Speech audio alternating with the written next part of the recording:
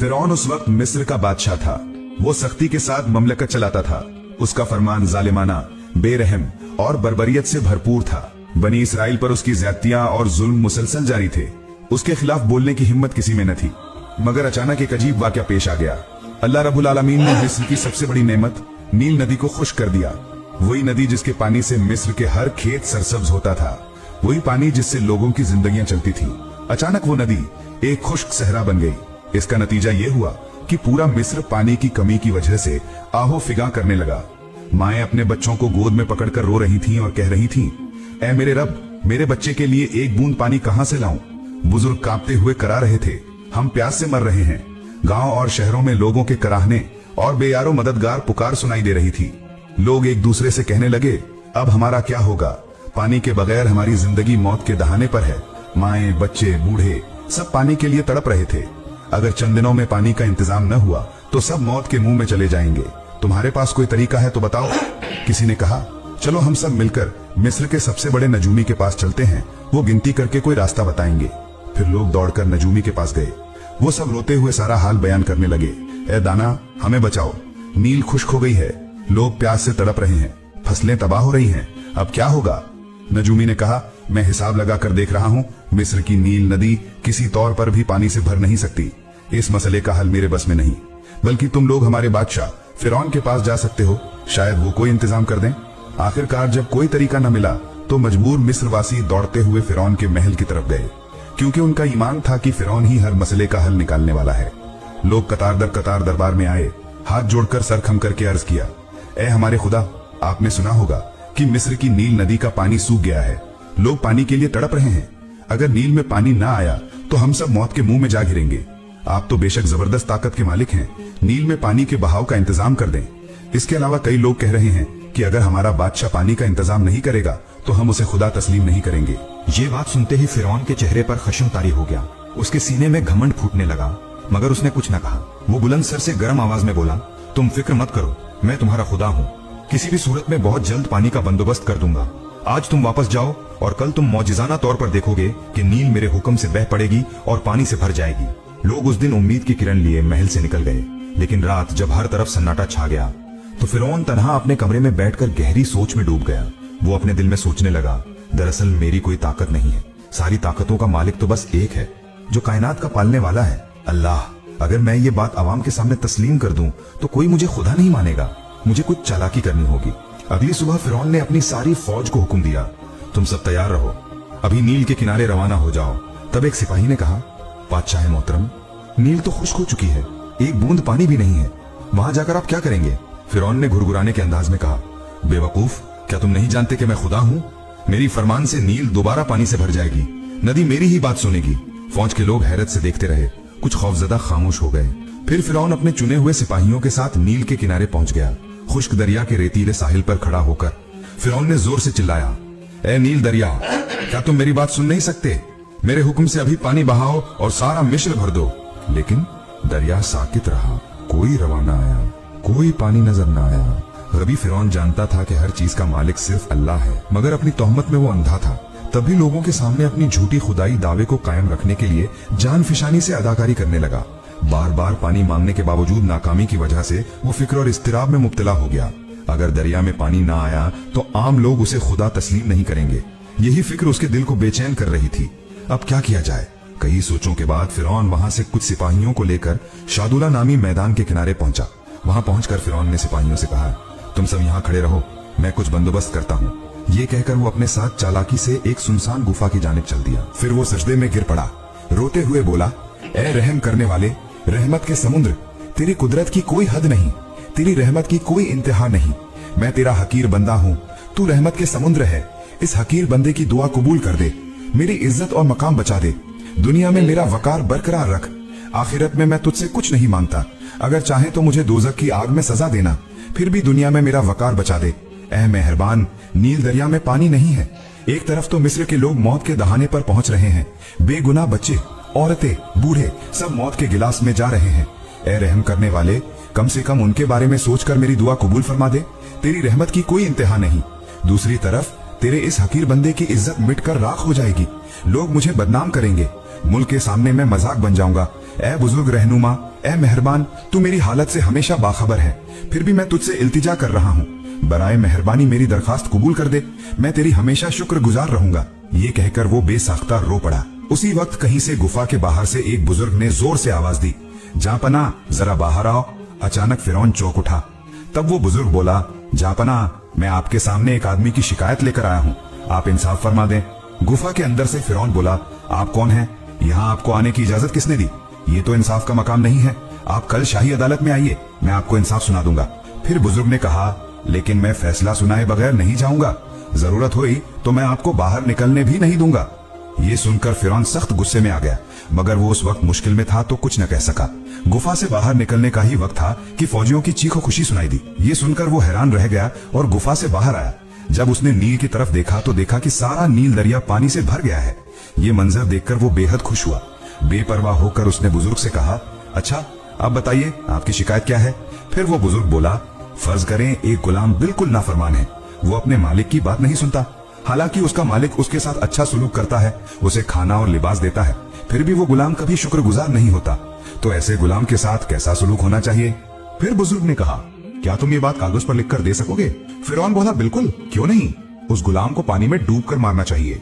उसके बाद उसने ये बात कागज पर लिखकर बुजुर्ग के हाथ में दे दी और बुजुर्ग वहां से रुखसत हो गया। वो बुजुर्ग दरअसल अल्लाह का फरिश्ता था। फिर फिरौन अपनी फौजियों समेत वापस शाही दरबार की तरफ लौट आया। ये खबर फैलने में देर न लगी। मिस्र के हर कोशे में सरगोशी शुरू हो गई। लोग एक दूसरे से कहने लगे, हमारा बादशाह, हमारा खुदा फिरौन ने अपनी कुदरत से नील में दोबारा पानी बहा दिया है। लोग एक एक करके दरबार में आने लगे। दरबार में लोगों का हुजूम लग गया। कोई खुशी मना रहा था तो कोई शुक्रगुजारी का इजहार कर रहा था। वो सर झुकाए कहने लगे, ऐ हमारे खुदा, आपने हमें मौत के मुंह से बचा लिया, हम इस एहसान को सारी जिंदगी नहीं भूलेंगे। फिरौन गुरूर से सीना फुलाकर हंसते हुए बोला, तुम डरो मत, मैं बहुत ताकतवर हूँ। नील में पानी लाना तो मेरे लिए मामूली बात है, मैं तुम्हें और भी बड़े मौजज़े दिखा सकता हूँ। मैंने कहा था कि तुम्हारे लिए पानी का बंदोबस्त कर दूंगा। लोगों को उसकी बात और ज्यादा मुतहय्यर कर गई। उन्होंने फिरौन को खुदा कहते हुए बुलंद आवाज में पुकारना शुरू कर दिया।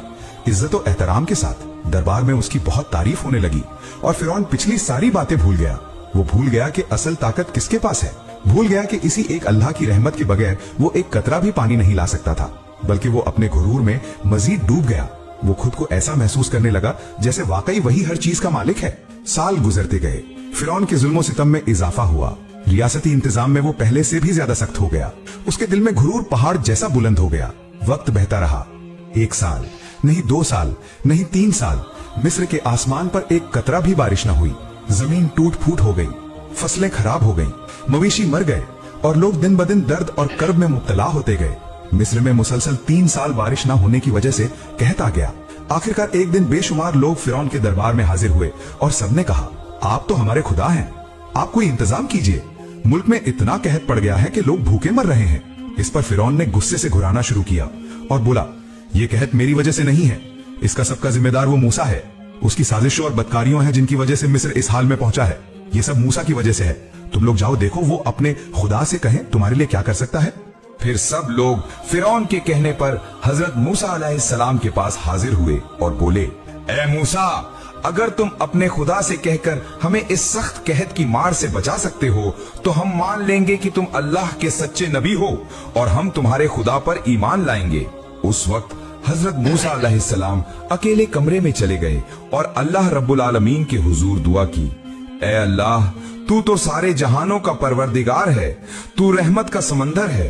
ए अल्लाह, इन भूखे लोगों पर रहम फरमा, इन्हें इस खौफनाक कहत से नजात दे, अपनी रहमत की बारिश नाजिल फरमा। अल्लाह रब्बुल आलमीन ने अपने नबी की दुआ कबूल कर ली। अचानक आसमान पर काले बादल छा गए, बिजली कड़की और फिर जोरदार बारिश बरसने लगी। मिस्र की सूखी जमीन तर हो गई, खेत खलिहान फिर से हरे भरे हो गए। उसके बाद हजरत मूसा अलैहिस्सलाम उन लोगों के पास जाकर बोले, ऐ मेरे प्यारे भाइयों, अब तुम ईमान लाओ, एक अल्लाह के सिवा कोई माबूद नहीं, वही हमारा रब है। ये सुनते ही वे लोग कहकहा लगाकर हंस पड़े और बोले, ऐ मूसा, हम तुम्हारी बात नहीं सुनेंगे, क्योंकि हमारे परवरदिगार फिरौन और हमारे देवी देवताओं की किरम से ही मुल्क में बारिश हुई है और फिर से खेतियां लहलहा उठी हैं। उन्होंने हजरत मूसा अलैहिस्सलाम की बात न मानी। फिर हजरत मूसा अलैहिस्सलाम वापस घर आ गए। लेकिन तब भी फिरौन का घमंड कम ना हुआ।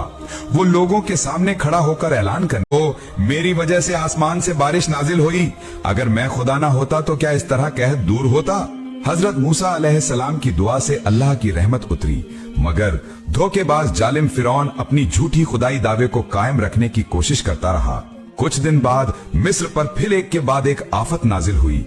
अल्लाह का गजब फिरौन और उसकी कौम पर उतर आया। सबसे पहले जबरदस्त सैलाब आया, नील दरिया उबल पड़ा और सब कुछ बहा ले गया। लोग चिल्ला उठे, हम कहां पनाह लें, घर खेत मवेशी सब कुछ सैलाब की लहरों में बह गया। लेकिन फिरौन वो अपने शाही तख्त पर बैठा घमंड से हंसता हुआ कहने लगा, ये तो मुख्तसर तबई वाकया है, इसका मेरी खुदाई से कोई ताल्लुक नहीं। कुछ दिन बाद और भी सख्त अजाब आया। मिस्र के हर खेत में टिड्डी दल का सियाह तूफान उतर आया। लाखों करोड़ों टिड्डियां पलक झपक में गेहूं जौ धान सब कुछ चट कर गईं। उसके बाद एक नई मुसीबत आई, जुएं। लोगों के जिस्म कपड़े घर सब जगह जुओं से भर गए। लोग खुजलाते खुजलाते पागल होने लगे। बच्चों की चीखें बूढ़ों की फरियाद हर तरफ सुनाई देने लगी। लेकिन अल्लाह का गजब यही न रुका। अचानक मिस्र की नहरों तालाबों और दरियाओं से बेशुमार जहरीले मेंढक निकल आए। रास्ते, घर, खाने के बर्तन, पानी के बर्तन, हर जगह मेंढक ही मेंढक छा गए। मगर फिरौन अपनी सल्तनत के उरूज पर शाही तख्त पर बैठा घमंड में फट रहा था। चारों तरफ सिपाही, खादिम, गुलाम। ऐसी खौफनाक हालत में एक दिन फिरौन का एक सिपाही दौड़ता हुआ आया और बोला, हुजूर, एक अजीब वाकया हो गया है। न जाने कहां से हजारों जहरीले मेंढक निकल आए हैं। लोग बेहाल हो गए हैं, कोई अब सुकून से जी नहीं सकता। फिरौन कहकहा लगाकर बोला, क्या तुम ख्वाब देख रहे हो? भला मेंढक इंसान को तकलीफ दे सकते हैं? तुम तो डरे हुए बुजदिल सिपाही हो और कुछ नहीं। लेकिन सिपाही की आंखों में खौफ के आसार थे। वो कांपती आवाज में बोला, नहीं हुजूर, ये ख्वाब नहीं है। मिस्र के हर घर में, हर गली में मेंढक भर गए हैं। लोग चीख रहे हैं, बेबस हो गए हैं। फिरौन एक लम्हे के लिए खामोश हो गया। उसका दिल कांप उठा, क्योंकि वो जानता था ये सब कोई तबीई वाकया नहीं है। ये सब अल्लाह की तरफ से भेजा हुआ अजाब था जो बार बार उसे खबरदार कर रहा था। लेकिन फिरौन अपने तकब्बुर में अंधा था। वो सच जानते हुए भी झूठ पर कायम रहा और अपनी खुदाई के दावे को मजबूती से पकड़कर बैठा रहा। दूसरी तरफ मिस्र के आम लोग घबराहट में एक दूसरे से कहने लगे, आज अजीबोगरीब वाकयात पेश आ रहे हैं। पानी के अंदर चारों तरफ मेंढक ही मेंढक, लाखों करोड़ों मेंढक मिस्र की नहरों, नदी नालों और रास्तों पर छा गए हैं। घरों के अंदर से लेकर खाने के बर्तनों तक कहीं भी मेंढकों से निजात नहीं। आखिरकार एक गिरोह फिरौन के दरबार में हाजिर हुआ और कहने लगा, हुजूर, आप तो कहते थे आप ताकतवर हैं, आपके देवता ताकतवर हैं, तो आज ये क्या माजरा है? मेंढकों के लश्कर ने हमारी नींदें उड़ा दी हैं। हमारे बच्चे खौफ से रो रहे हैं। खाने पीने की चीजें बर्बाद हो गई हैं। फिरौन ने पहले कहकहा लगाकर टाल दिया। वो बोला, ये तो कुछ भी नहीं। हमारे देवता चाहें तो पलक झपकते ही सब खत्म कर देंगे। तुम लोग फिक्र न करो, मैं अभी इंतजाम करता हूँ। तुम लोग घरों को लौट जाओ। इसके बाद लोग अपने घरों को वापस चले गए। लेकिन मेंढकों के लश्कर रुके नहीं, बल्कि दिन ब दिन बढ़ने लगे। सिपाहियों के जूतों के अंदर, बावर्ची खाने के देगचों के अंदर, हां तक कि फिरौन के महल के बिस्तर तक पर मेंढक छलांग लगा लगा कर पहुंचने लगे। तब फिरौन चीख कर बोला, जाओ अभी मूसा को बुलाकर लाओ, मैं उसके साथ मुआहिदा करना चाहता हूँ। दो सिपाही हजरत मूसा अलैहिस्सलाम को ये खबर देने के लिए रवाना हुए। लेकिन रास्ते में ही उन्होंने कुछ लोगों को देखा जो हजरत मूसा अलैहिस्सलाम से कह रहे थे, ए मूसा, हमें इस मुसीबत से निजात दो। अपने अल्लाह से दुआ करो कि ये अजाब हटा दे। अगर तुम ये कर सको तो हम वादा करते हैं कि यकीनन तुम्हारे अल्लाह पर ईमान लाएंगे और तुम्हें सच्चा नबी मानेंगे। ये बात खत्म होते ही वे दोनों सिपाही उनके पास पहुंचे और सारा माजरा कह सुनाया।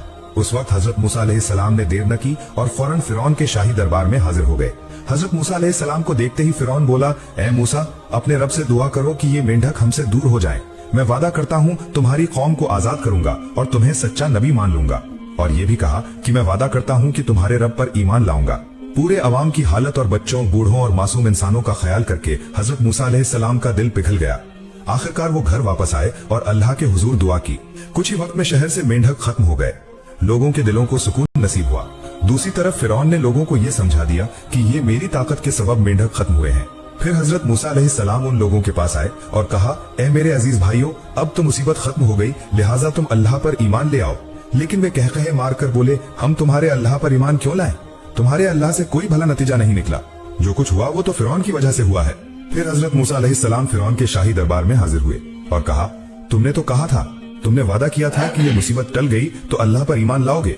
लेकिन सख्त दिल और मक्कार फिरौन ने अपना वादा तोड़ दिया। वो हंसते हुए बोला, मैं वादा नहीं निभाऊंगा।